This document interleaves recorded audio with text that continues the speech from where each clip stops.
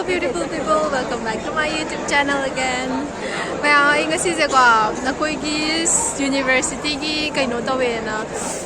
Ako university kaino tawe kari tong vacation. Alumni meet. Ngasi se ko university gi alumni meet tawe ba ko aduga concert chu tauri adugi manabe ko mayam si yaw balai ni hayeng na convocation doi doi ne ba ko. Adugi may ngasi gi numit ta kai taw ga habadu yemi sai mathang ko cherke.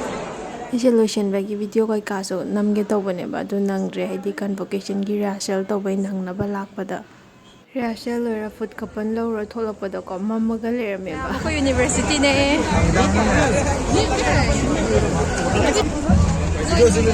next gi team se ko manipur gi team oi bane ba du gi Kangla ge ki type sai do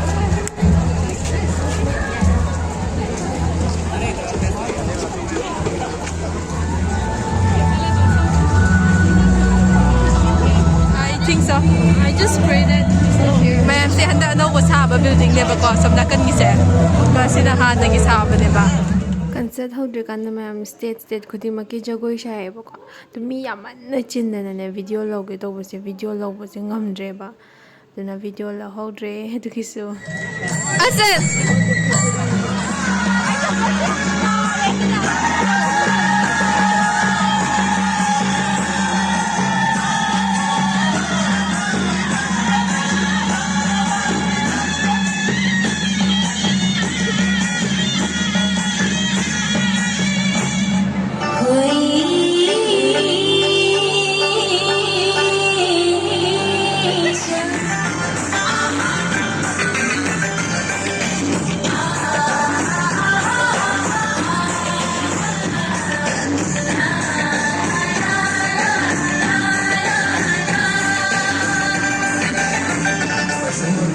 Correct?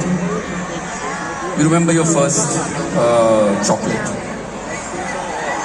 Your first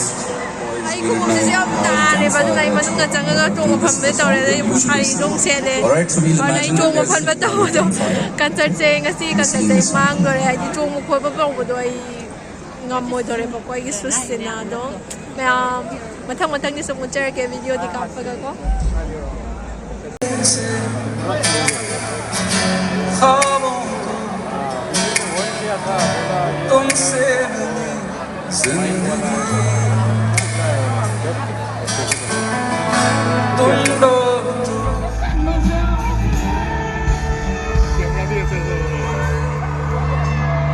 तुमसे जानो मैं जानूं तुमसे खुद को मैं पहचानूं तुमको बस मैं अपना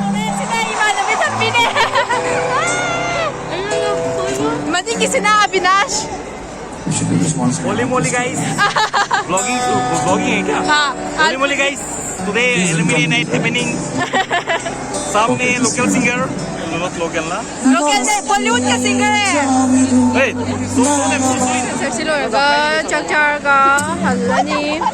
Video si present din namning mane ba do shu isa isa mo ay nakala so copyright ko maladi na ko loy na full number so mo nung ay ta ba do gini maya do we enjoy a lot ay man nabi ma'am take na university life si Leire student life aduna enjoyment after we may ako si hadi kay no tha kya na July de Leire do si take na sina mo kang kan take na ni khang de so we are enjoying Kabe matam yore, oh, pamiyam de sari ke. Say ma ko sila taram dam sila ba ba. Na cha sari ke. Cha no pamiyam de re. Na sari ke. Kyu ma yang siang ko hasi kyu se. Aw ba cha doi ta di kitang suwa ba ka na. Kyu se le pa ka cha sari ke. Bây giờ thì cameraman tôi đưa rồi đó.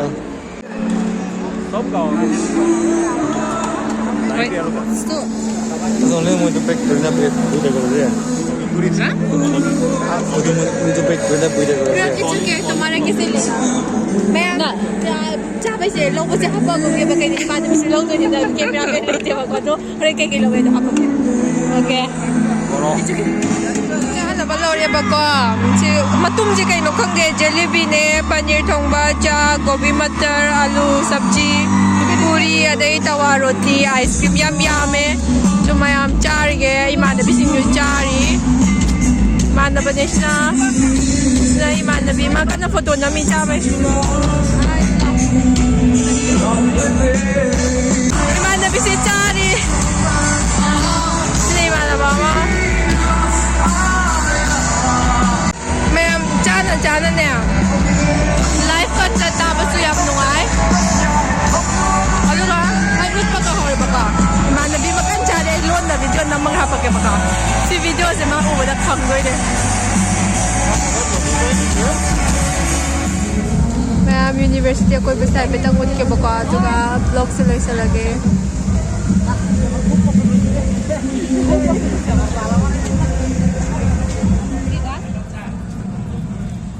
Mayam, khungupsu tongdre si khungupsu kutta paile.